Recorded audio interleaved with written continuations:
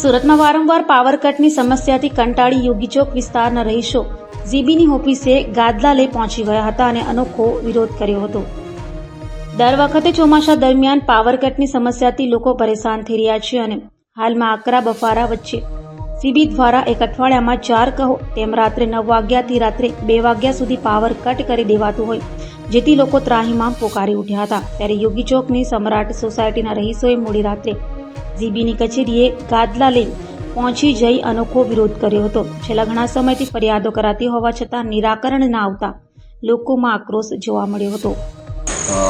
જી, આપને શું તકલીફ છે અને આપણે આજ તમે લોકો ગાદલા ને ગોદડા લઈને અહીંયા આવ્યા છો, એનું કારણ શું?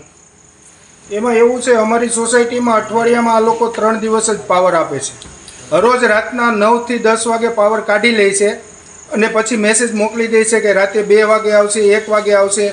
અને અહીંયા ઓફિસ પર કોઈ ફોનમાં રિસ્પોન્સ આપતા નથી। મોદી સાહેબને ફોન કરીએ તો એ એવું કહે છે કે અમે કામમાં છીએ, કોઈ સંતોષપૂર્વક જવાબ આપતા નથી અને એની રીતે દાદાગીરી કરે છે। આ લોકો ટોરન્ટ કરતાં વધારે પણ યુનિટનો ભાવ લે છે, ફેસિલિટી કોઈ જાતની આપતા નથી। અને હજી તો એ લોકો મીટરમાં સિમ કાર્ડ લાવવાના છે, એને મીટરમાં સિમ કાર્ડ નથી લાવવાના, એને ટીસીમાં સિમ કાર્ડ લાવવાના છે કે ક્યાંથી પાવર કટ થવાનો છે એને પહેલાં એડવાન્સમાં જાણ થઈ જાય એવી ટેકનોલોજી પહેલાં લાવવાની છે।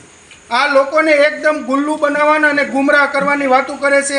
મોદીને ફોન કરો તેમ કે આ સાહેબને ફોન કરો, આ સાહેબને ફોન કરો, તા એકબીજા ખોર એમાં કરે અને પબ્લિકનો કોઈ સામાન્ય માણસનો કોઈ પણ જાતનો આ લોકો સોલ્યુશન લાવતા નથી। અને આ ડેઇલીનું રૂટીન કોઈ પણ આ કારગિલ ચોક ફીડરમાં કોઈ પણ માણસ કોઈ પણ સોસાયટીને પૂછી લ્યો, હરરોજ પાવર જાય, દિવસમાં એક દિવસ પાવર ન ગયો એવો એક દિવસ બન્યો જ નથી।